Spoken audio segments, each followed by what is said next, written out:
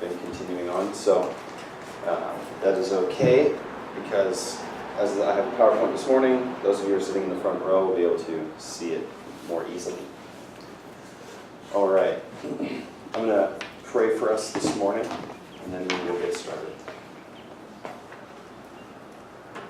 Lord, thank you so much for this time in the past couple of days to learn about teaching and presenting, God, and that we would live lifestyles of people who reflect to you, God, and realize that in everything that we do, that we are set as an example, God, that we are teaching people and that we have a reputation before others, Lord. And I pray, God, that you would really touch our hearts, Lord, in showing us that people learn in different ways, God, and that it is our responsibility to help people to learn, Lord.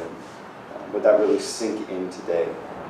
Lord, thank you so much, and I pray that you would bless our time this morning and my students as they share this afternoon, or in the rest of the morning.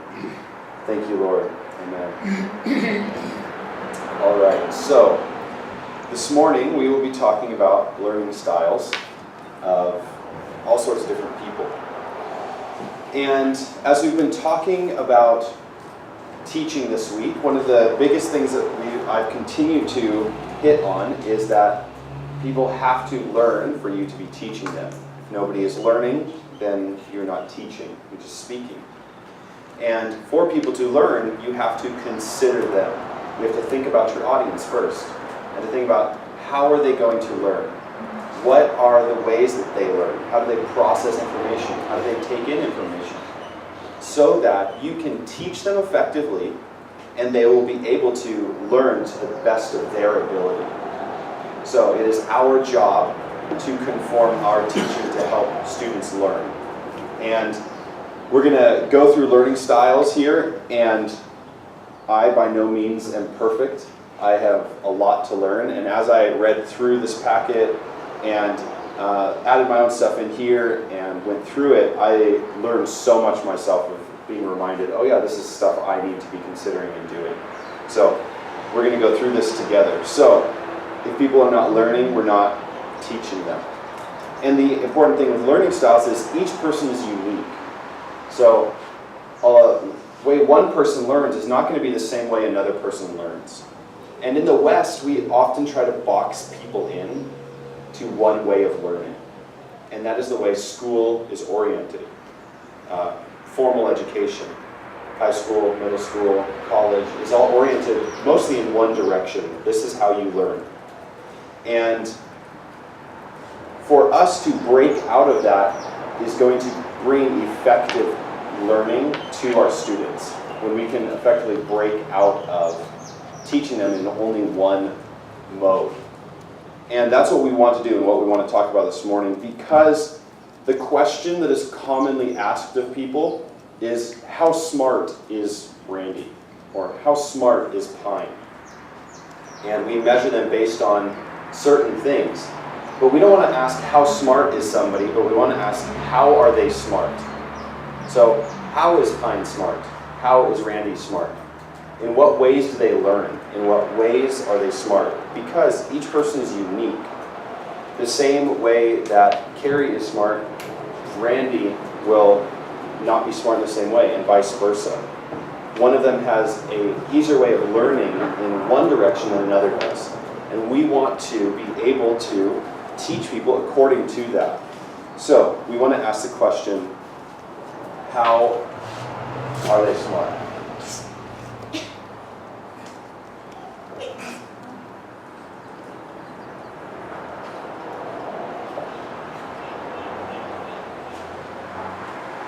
And think about the person you're going to be teaching. So what we will be going through today are the three modalities, which is how people take in and process information. And then we will talk about left and right brain dominance, which is the way that people process their information. And then we'll talk about the multiple intelligences, which I mentioned last week a little bit, but we'll go more in depth today. So, as we get into the modalities, a modality is the way a person receives information. And there are three main ways people receive information. The first of which is visual.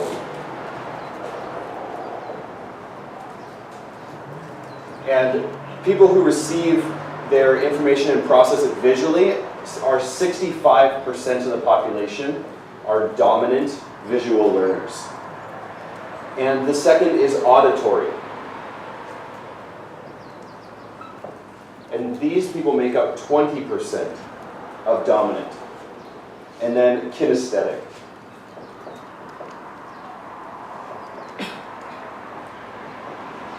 And this is only 15% of the population. So these are all where their dominant modality is. But this does not mean that someone who's visual only learns visually.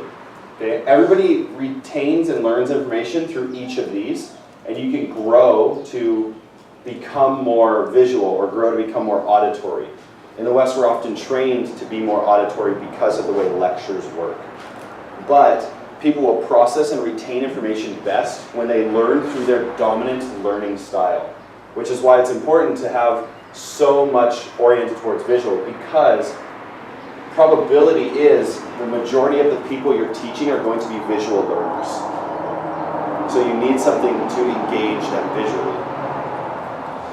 And that's why you write things on the board, have PowerPoints, stories, illustrations, and that type of thing. So everybody uses all three, but there are specifics in how each one functions. So some of the ways that people learn through these are visual learners learn best through visual aids, charts, diagrams, and taking notes. So we're going to talk about visual learners. I know this has a lot of text on it. Don't feel like you have to be able to read it. You're okay. So visual learners learn best by being able to see things. And they study best by watching a process or by taking notes and highlighting using color. So if people take notes using different colors and highlight using different colors, that's going to help them visually. So people who want, like, if they're learning something and there's a video about how they can learn it, that's going to help them a lot better. For myself, I'm a visual learner. And so if I need to know how to do something, like if I'm going to fix some pipe or something in the house, I'm going to watch a YouTube video on how to do it, and then I feel comfortable doing it. So visual learners, it helps when they can see what they need to do. And you want to pay attention to words and phrases that each of these types use. So visuals are going to say things like see, clear perspective. They're going to focus on the things they can see and what's before them. And the way of that you would notice their way of being. So they imagine pictures in their head or draw pictures on their paper. And the way they take notes is different. So visual learners will take notes very detailed and will often doodle on their paper as well. So visual learners like myself, I take very detailed notes, nearly word for word, simply because it helps me to see what the person is saying. And you can observe and notice what kind of learner somebody is by the space that they have, that they're set up. All right. So I can tell right now Carrie is a visual learner because of her space.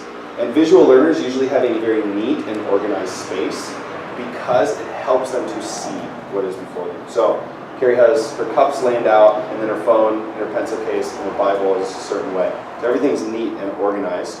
And I can tell because of her organized space, she is a visual learner because that makes her more comfortable, right? So it's an orderly environment.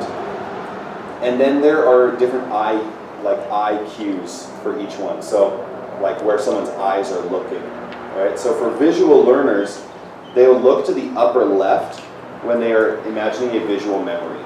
So when someone thinks to the upper left, they're imagining a visual memory. And when somebody looks to the upper right, they're constructing a picture of what you're saying. So if someone's talking and they're thinking to the upper right, they're thinking about what you're saying and they're imagining it.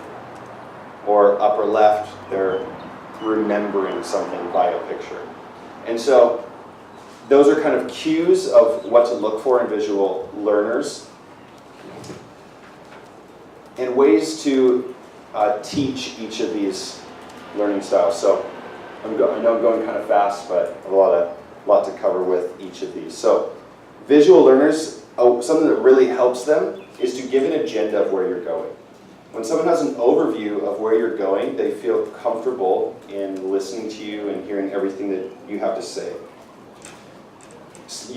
Having some kind of outline is also helpful. And in your lecture, using pictures and illustrations helps them to remember things very well. Now, if you have visual learners in the class, you want to encourage them to sit at the front of the classroom because nothing else will distract them. They'll be able to see everything you're doing and have nothing else before them. And you want to encourage them to take detailed notes and to use color. So, as they sit in the front of the class, they're going to be the nearest to the teacher and be able to see what's going on. Now, for those of you who are wondering if you're a visual learner, these are often characteristics specifically for visual learners. They will easily recall the size or shape, the look of a visual aid that was used. They can easily recall those type of things. They will commonly forget verbal messages unless they're written down. So unless they write something down or like by hand or type it out, it can be easily forgotten. So for me, I always write things down on my phone or in my calendar because I know I'm going to forget it. And so like in high school, a lot of our teachers would say, this is your homework, write it down. So students would remember it. Because not everybody will easily remember something that you say. And because this is a majority of your learners, remembering these type of things are going to be important for teaching your audience. Now, a visual learner prefers to read by themselves rather than be read to. So visual learners would rather look at the page, read it themselves, than have somebody else read out loud to them. So reading in groups isn't very effective for them because they are not going to retain as much through listening.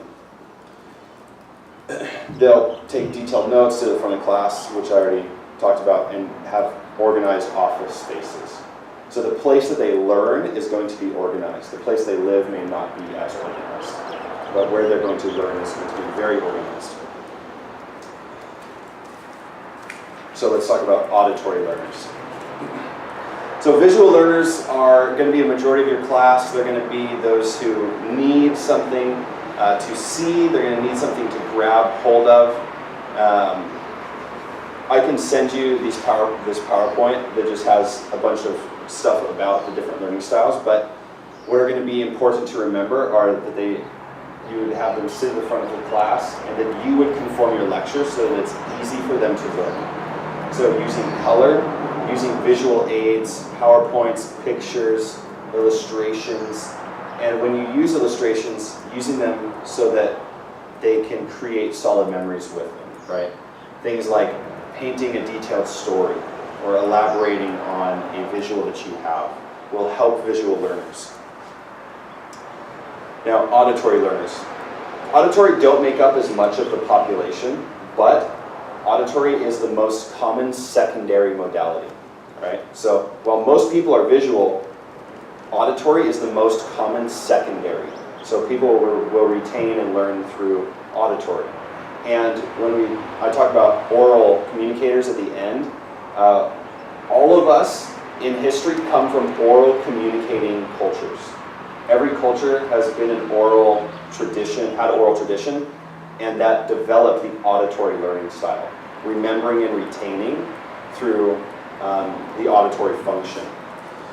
So your auditory learners are going to learn best by hearing the information that you're saying. So if you put up a PowerPoint on the board and you have a chart, explaining the chart is going to help them learn rather than just looking at the chart. They learn best in verbal lectures and discussions. So if you have a discussion in the class, people are going to learn a lot better because they get to process. And they're going to have to talk things out oftentimes. Auditory learners tend to be verbal processors because they need to talk about and hear what they're learning. It can be effective for them to learn if they're listening to a podcast to stop it and think about it or talk about it. And the ways that they learn best are by listening and discussing the information they're learning. So when they talk about what they're learning.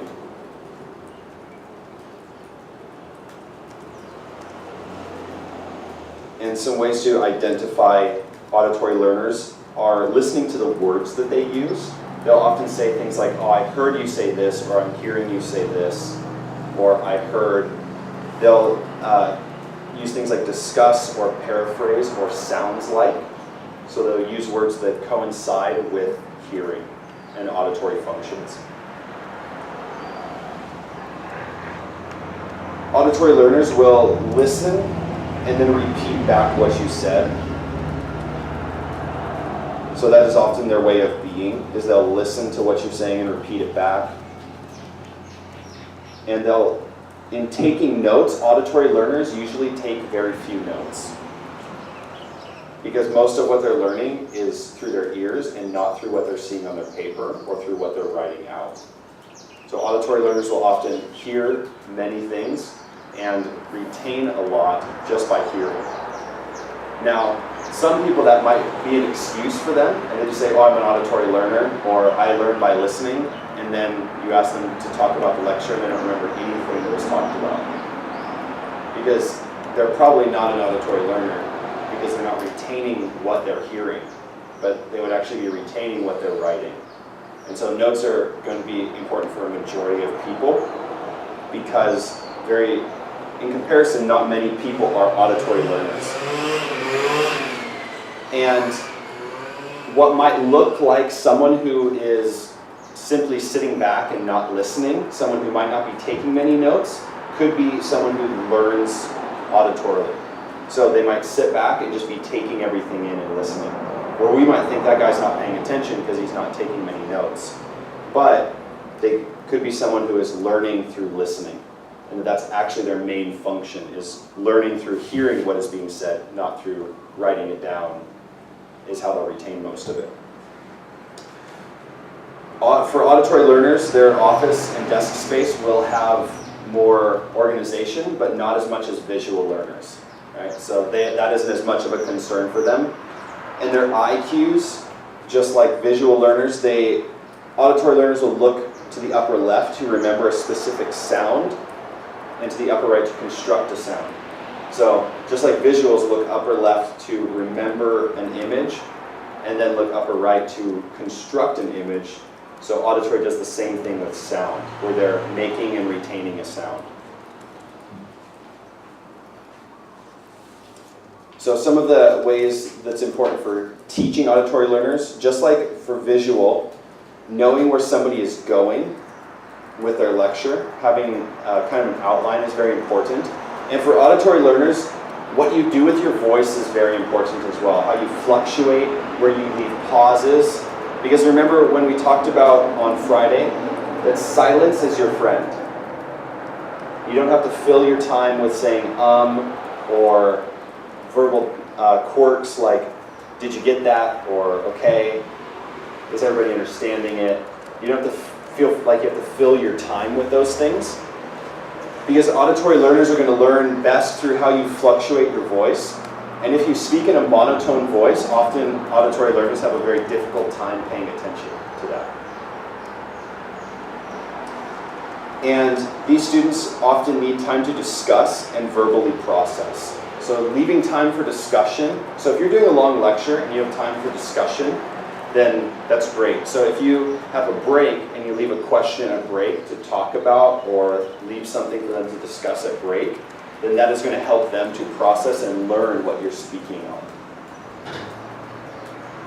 So for auditory learners, a great way for them to learn and to teach them is through telling stories and through having verbal illustrations.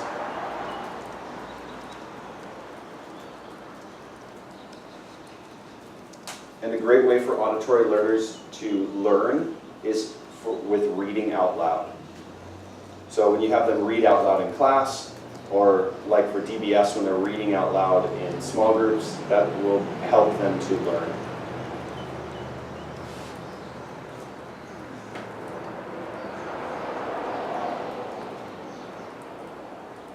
some of the characteristics of the auditory learner is when they are reading, when someone else is reading and they're following along, oftentimes they'll follow with their mouth.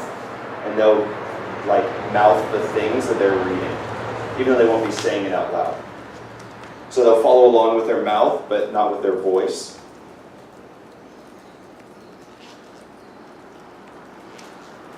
Some great ways for them to learn are through repeating their studying out loud. So if they're studying for a test or some type of quiz, if they are repeating things out loud and processing out loud, it will help them to retain the information. And the auditory is super important for people because of the fact that it's often their second modality. So for us, even if we're visual learners, repeating things out loud and hearing them again and processing them will help us to retain those things. Now, auditory learners can be easily distracted by background noise. You'll find like they won't like music when they study or like to be in loud environments. But to learn, they like to talk and to listen. And a great way for them to learn, and one way that really helps them, is to have auditory interactions with the speaker. So question and answer, illustrations that bring things to life. That I shared a quote on the first day about the best storytellers are the ones who turn your ears into eyes. And for auditory learners, that's going to be some of their best learning situations, are when their ears are turned into eyes because of the depth of the story. And so telling people stories that really involve them and help them to learn are going to be very good. If you can bring in some kind of like humor into your lecture as well, that'll help auditory learners, because they'll connect with you. As we all connect with humor, it will help them to stay fresh with what's going on in the lecture. And learning through song is another really great way for auditory learners to learn. So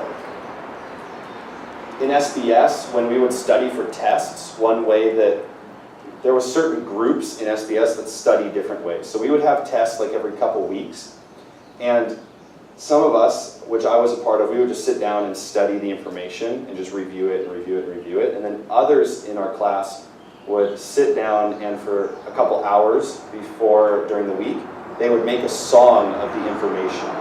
And they would sing the song of everything they needed to know for the test. And then when they were in the test, you would hear them humming the song to remember the information. And so songs and singing things out loud and saying things out loud really help auditory learners to remember.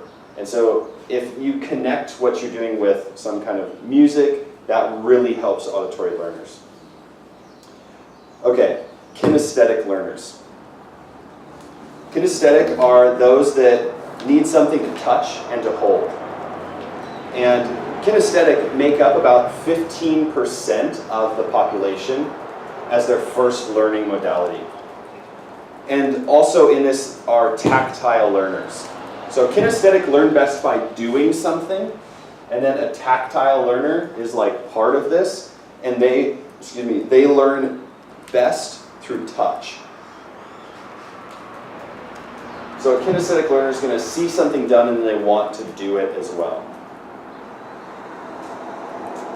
For a lot of men, this is very prominent. This learning style is more common among men than it is women. That when they get their hands on something and touch something, put it together, take it apart, they're going to remember it forever. That they'll always retain that information. It's very, very common among men for them to do that, simply because of the way their mind processes more commonly, which we'll talk about after modalities when we talk about left and right brain learners. They say that the majority of islanders are kinesthetic. Really? And the majority of Liveweimers are kinesthetic. Doesn't surprise me. No, not at all. So in kinesthetic learners, we can think about YWAM as we talk about this next one.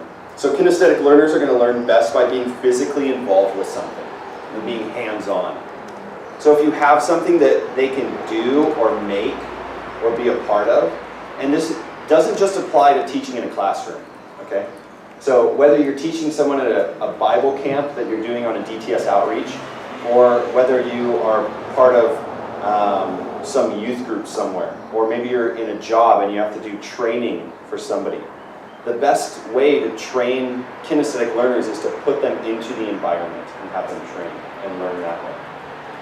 I'm sure if Randy was going to teach somebody about working on cars, it'd be much more effective to bring them under the hood or under the body of the car than it is just read them out of a textbook what needs to be done. Because showing them, they will retain it much better than just hearing it or seeing it on a page. And so they love movement, hands-on activities, that kind of thing, that'll help them to retain information. And they study best by demonstrating their work, or by exercising or moving while they are reciting their notes and learning and studying. So for me, I think I'm visual and then kinesthetic with my learning styles. When I do something, I retain way more than when I hear something. And one of the characteristics of a kinesthetic learner is they like to walk around when they're reciting their notes or when they're processing something. That movement helps them to process, helps them to remember. And so for me, I love to walk around and move when I'm processing things. So people will, when they're talking to somebody, they prefer to move around and walk around, or when they're memorizing information, they like to move or have movement. So something that's great for them are flashcards, or working out problems with their hands, or retyping notes. Now, how to identify the kinesthetic learners among your audience? How to do it by the words they use. Kinesthetic learners will use things like feel or touch in their vocabulary very often. They'll talk about grasping something, or use the word sense or solid for the things that they're learning. So this doesn't really make sense to me. It hasn't become solidified. I don't grasp the concept you're talking about. Those are often vocabulary words that will come up in the processing of information. So when they're taking in information from somebody. Or kinesthetic learners in their way of being. So visual learners were imagining pictures in their head and drawing them on their paper. Kinesthetic learners, you will see them doodling or tapping their pen on their paper while taking notes, or while they're writing down ideas, they'll be processing them out loud and talking about the ideas they're writing down or thinking about.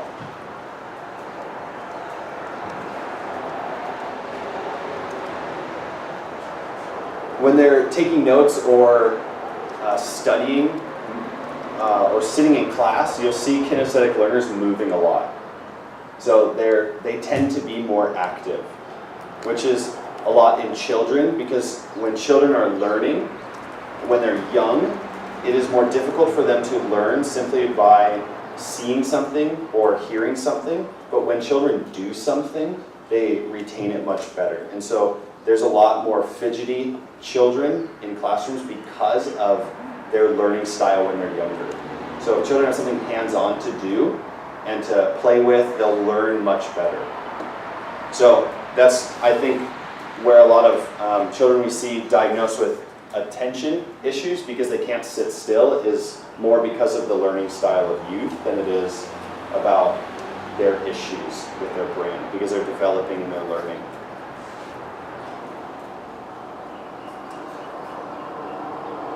So kinesthetic learners are less likely to notice the disorder on their desk. So with visual learners, you have people who are very organized on their desk. Their learning space is going to be laid out very nicely. Auditory learners, there's going to be order to it, but it doesn't matter that much. Kinesthetic learners just don't care. Their desk is going to be like everywhere. It's not really going to make that big of a difference to them. All their stuff could be all over the place at their desk. Their learning environment is one that they have to be hands-on with. And so if everything's everywhere, it doesn't make a difference to them. And their eye cues. So the way that they're looking. Kinesthetic learners tend to look to the lower right. So while you have visual and auditory who are looking to the upper left and upper right, kinesthetic learners are going to look to the lower right, and they tend to look down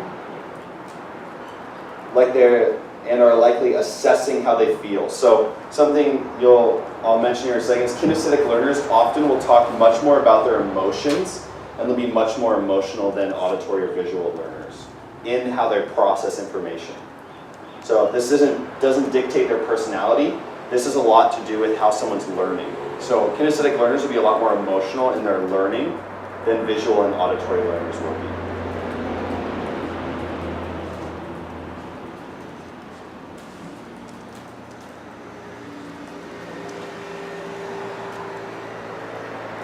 Now, teaching kinesthetic learners is a little more difficult than teaching auditory and visual learners. Because auditory and visual learners learn great in classrooms. Because you can bring in stories, you can bring in visuals, you're lecturing, there's going to be discussions. But kinesthetic learners learn very well when there's some kind of physical activity in the class. Now, while you will want the visual learners to sit up front so they can see things better and they can retain more of what's going on, the auditory can sit almost anywhere in the classroom, but kinesthetic learners will often want to sit in the back, or you will want them to sit in the back because they're going to be moving around more. They are more likely to get up, to stand up, to fidget in their seat, to move around because they need some movement to continue learning. So if they sit in the back, they're not going to disturb people, right? So if you see people sitting in the back while you're teaching and they get up and move around, that's not terrible, right? It's not wrong. And kinesthetic learners will learn well with skits, especially if they're involved in skits. So if you can have them do something that will involve them and they will be part of something, that'll help them retain the information that they're learning. So that's why one reason I love to use skits is because of the fact that it helps engage kinesthetic learners. And when I did the Bible overview yesterday, which I'll talk about at the end of my lecture this morning, but when I do the Bible overview, I'll often do it with skits. But because of the way we were doing it yesterday and trying to get through it quickly, I didn't do any skits. But for each one of the 9 points, I have a skit that I do because it engages certain groups of people. And especially when you're teaching in oral learning cultures or to oral learners, skits and stories are vital to your presentation. And if you can have a skit, it will engage people so much more. And so I try to use skits whenever I possibly can because it helps people to connect with what's going on. And you can reference it and talk about it. All right, characteristics of kinesthetic learners. So they often process life through bodily senses and feelings.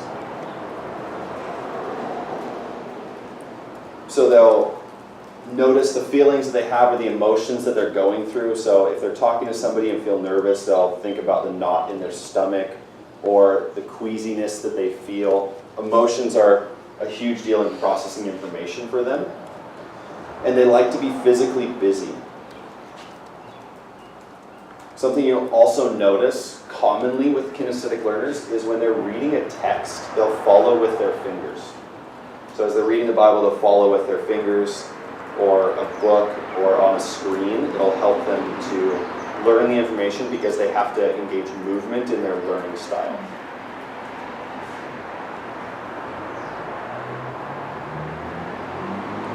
Now, kinesthetic learners can do many things at once and still retain information. So while auditory and visual, they will retain the most information when they're focused on one thing. Kinesthetic learners can usually do a few things at the same time and still retain the information that they're learning from each of them. And that'll help them to learn because they get to jump through a few different things. Something you'll notice with kinesthetic learners is they often start a project without reading the directions. So they just want to get into something. They just want to do it.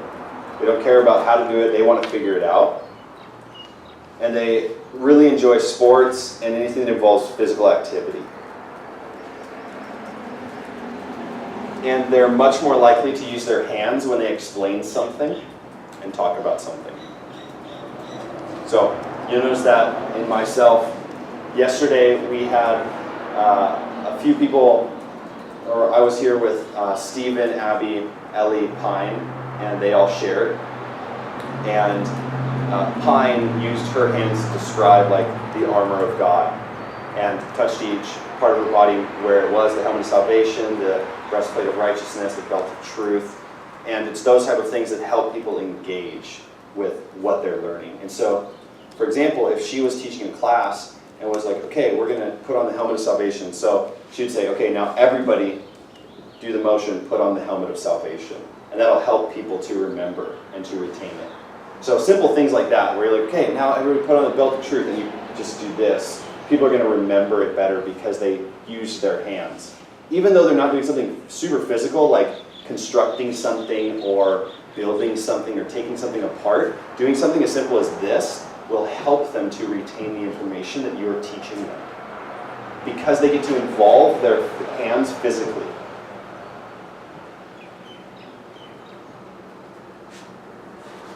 All right.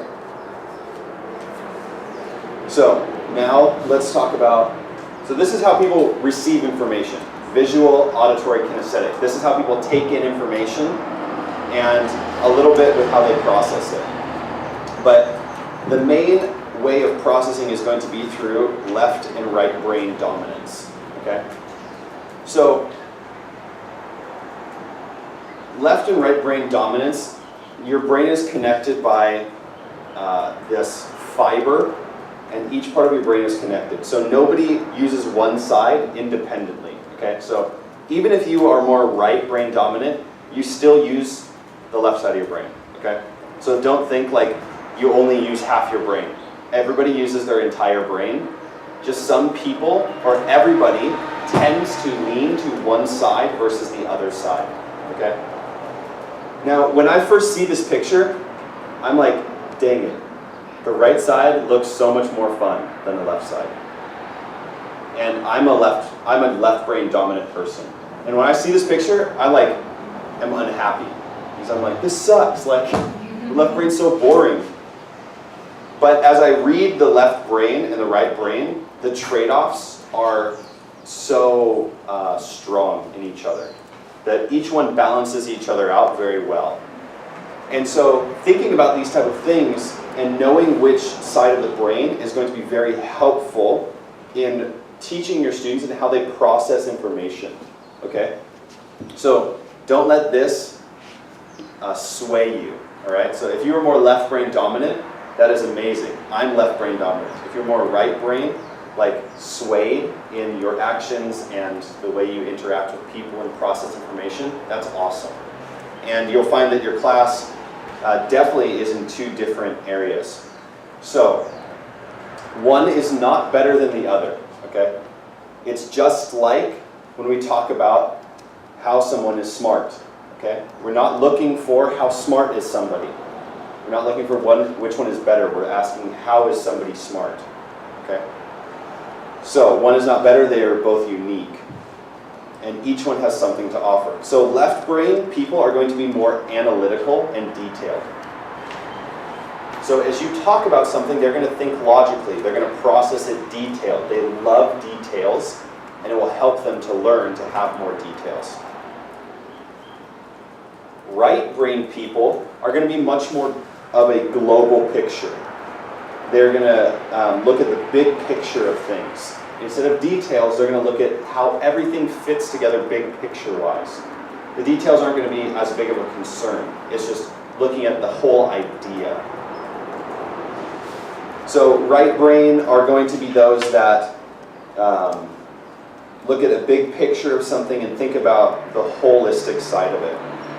And like I said, everybody uses both sides, all right? It's just people have a preference in which way they lean. Okay, so someone who's right brain still uses the left side of the brain, still is analytical and detailed in some ways, but not to the same extent as someone who is left brain dominant. So these are some words that fit in with the left-brained people. They're going to be linear and sequential, which means things are going to happen in order. They're going to be much more symbolic in their speaking and very logical. They will be much more verbal than the right-brained people. Left-brained tend to be much more verbal. And left will be more objective and realistic in their view of things. Where right brain is going to be much more holistic and random and can be more concrete and intuitive in their thinking. They'll tend to be nonverbal and subjective. They go a lot off of what they feel and what they think. Even if they don't know why they feel something, they will still let that feeling lead them. So they can be very idealistic, where the things that they believe, their values, are going to be what drives them. What they feel about something will drive them, where a left-brain person is going to go off their logic. So even if they don't feel like doing something, if they know it's the right thing to do, they're going to do it.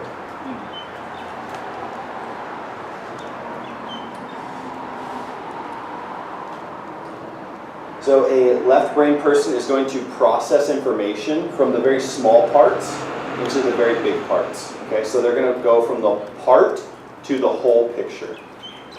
Okay, so they're going to start very small and they're going to get very big. They're going to let the details build off each other until it gets big. It's the whole idea. So, talking about biblical history, I'm very much left-brain, right? So when I think about a city, so when I'm trying to paint a picture of Ephesus and I want to learn about Ephesus, I'm going to start with learning about the details. What did the buildings look like? What did the roads look like? What kind of jobs did the people have? Where did they worship? What was the landscape like? And I'm going to let all these small parts build the whole picture. All right? Whereas a right-brain person is going to start from the whole and get down into the parts. Okay, so we're going to take the whole picture and then get into the details from the big picture. So we're going to start with the whole and go inwards from there.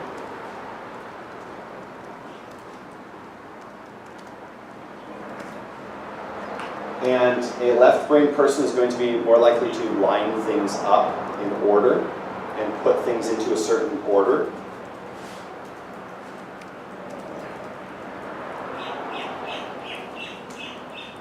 And with right brain being holistic, right brain people are going to want to start with the answer to something and know why they're doing something. Right brain people, you will often find, do not want to do something unless they know why they're doing it. It's very important to know why. Because if they don't know why, then they won't have any motivation to do it.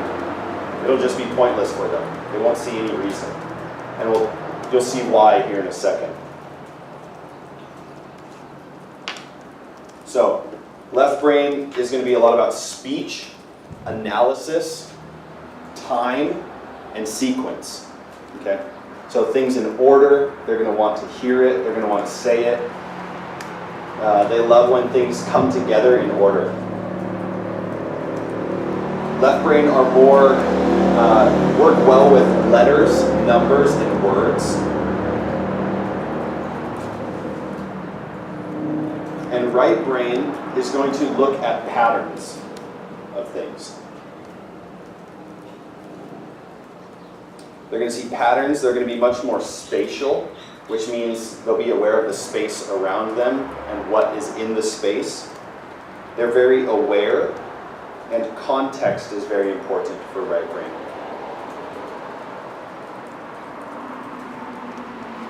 They also pay attention to faces, objects, and places. So concepts are much more important to them.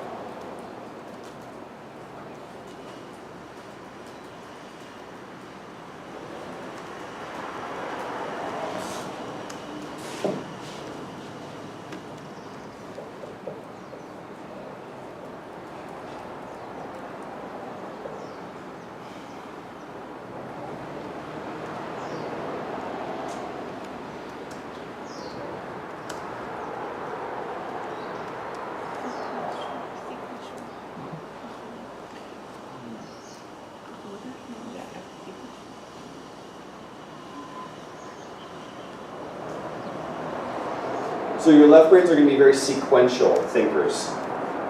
And what this means is they're going to process things in order. It'll be much more planned and structured. Left brains will be list makers. So for me, being a left brain person, I love making a list just so I can cross things off. So I'm going to list things I'm going to do today, even though I know I'm going to do them. So when I wake up, I make a mental list. I'm going to go to the mailroom today. I'm going to go eat breakfast. I'm going to eat lunch. I'm going to eat dinner, just so I can cross those things off, because it helps me making a list so I know what I'm doing that day.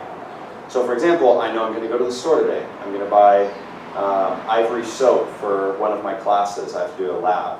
And I'm going to do homework. And I'm going to eat dinner this evening. And I have to give keys to somebody. And I list these things just so I can cross them off, because it makes me feel accomplished. Left brain are also going to be much more punctual than right brain. They're going to be on time, and they like to make planned out schedules of each day. And learning things in a sequence is very easy for them.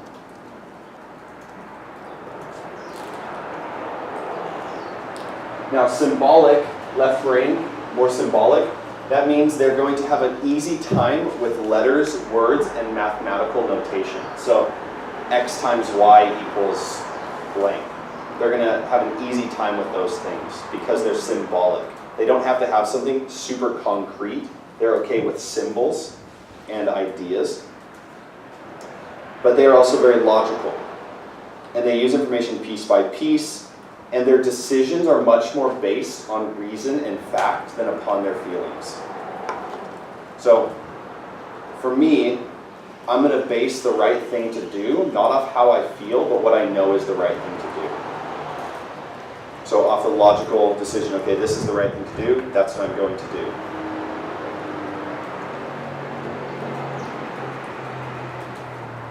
Left are going to be much more verbal. They have usually no trouble expressing themselves. So it's much more common to hear a right-brained person say, I don't know how to say what I'm feeling. But a left-brained person will always be able to say what they're feeling.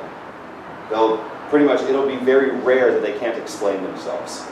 They'll be able to say, yeah, this is what I'm going on, what I'm feeling, and they'll be able to process through and talk about it. Whereas right brain just can't really let it out. Like, it's just in there, but they don't know what to say. And that's much more common. Now, that isn't across the board for everybody. I'm not making one giant category for people, but that's more common. That's what you'll find most of the time. The left brain prefers to talk and write with people. And they have a very easy time recalling people's names. Left brain, with their objective and realistic reality, they control their emotions very easily. They realize the consequences of an action and will follow through or not follow through based on the consequences. And left brain people want to know what the rules are so they know what they need to follow.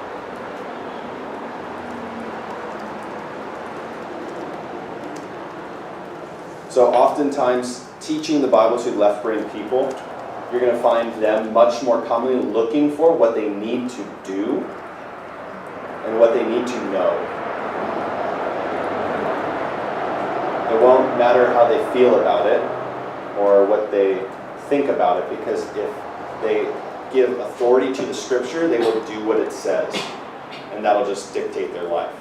Whereas right brain people, you find more, they bring in their feeling and why do I do this? And they'll be asking a lot of why of the scripture. Why do I do that? What's the point? That kind of thing. Where left brain are much more likely to say, okay, sure, I'll do that. So right brain is going to be more random.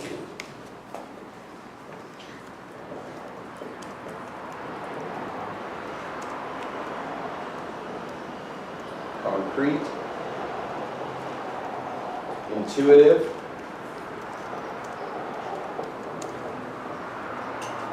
Non-verbal. and subjective / idealistic.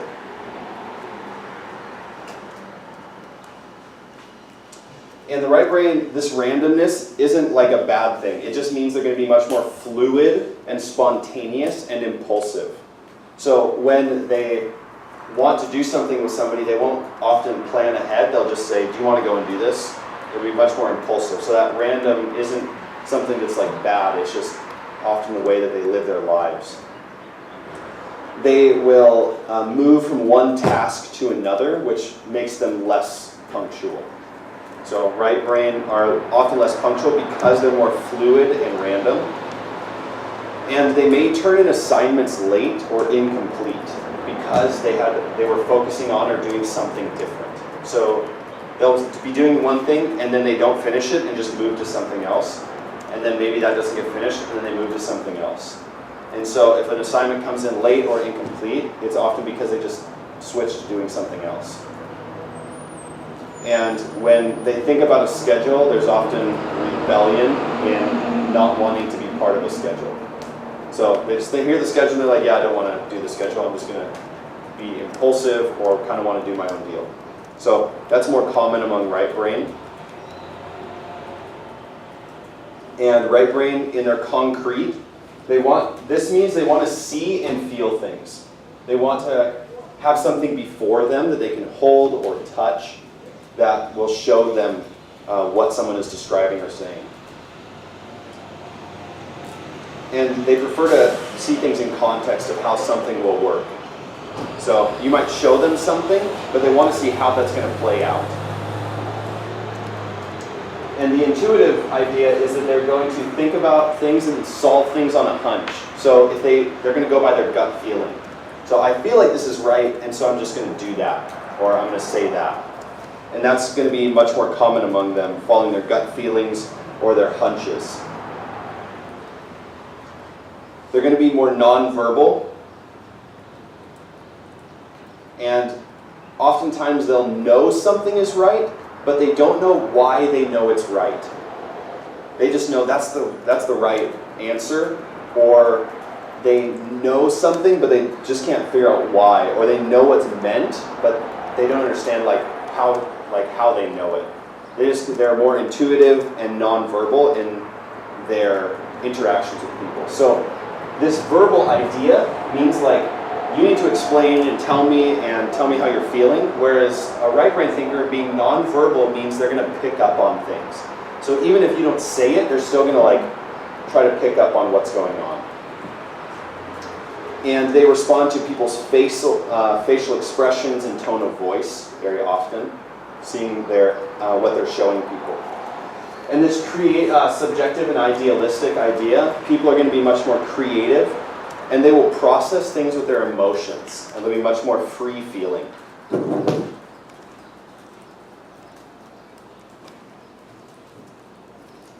All right, some strengths and strength, style, and frustrations. So for left brain thinkers, they will be very detailed, organized. They'll be very consistent, and they have a strong sense of justice. Okay, so you're going to see a lot of details in these people. They're going to be very just in their thinking and in their processing. And they really like individual competition. So me, being very left brain, I love competition, and I get ridiculously competitive. And so I don't compete because I know what it makes come out of me.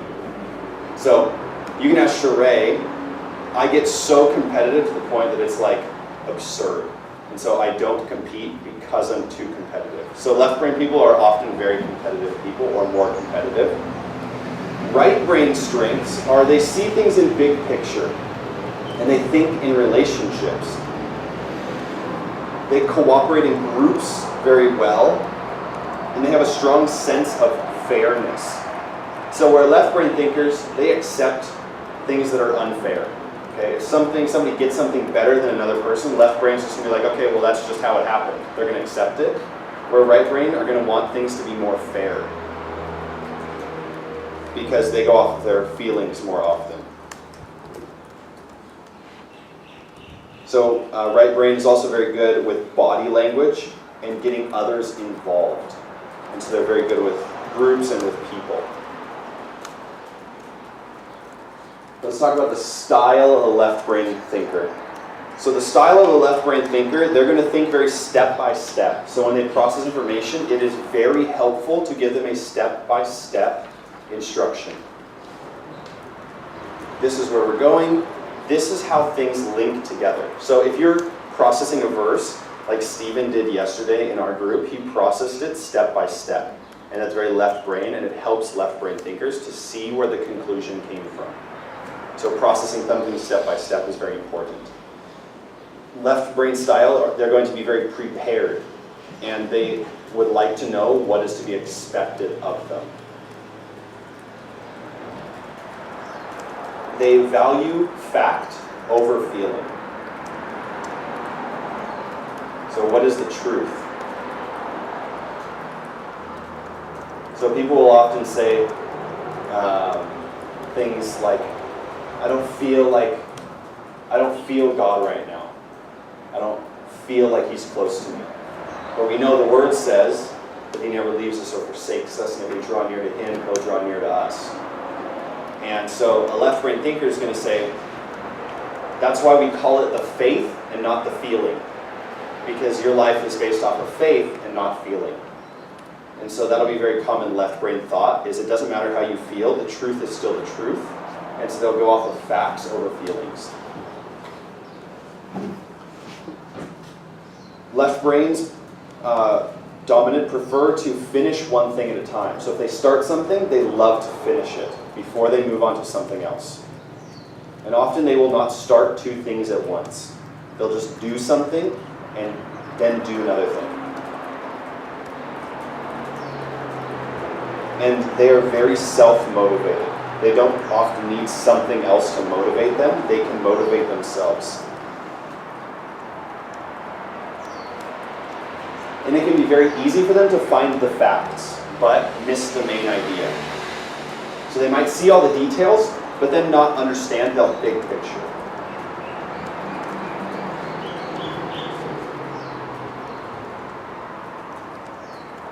Now the style of a right brain person is they're going to be very sensitive to other people's feelings.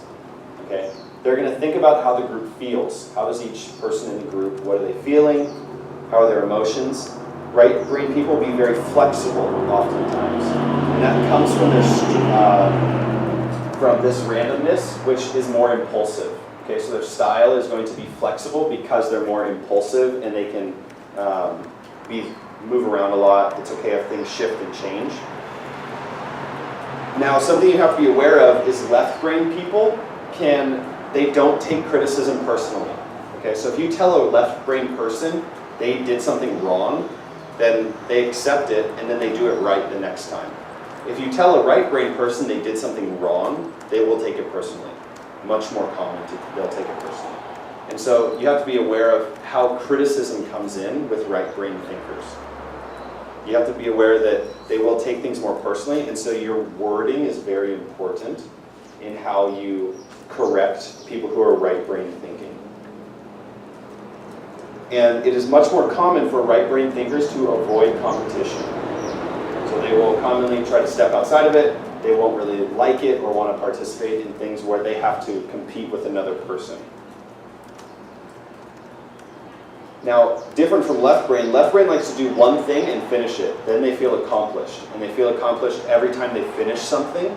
Right brain people like to start multiple things at once. And they like to do multiple parts. So, for example, in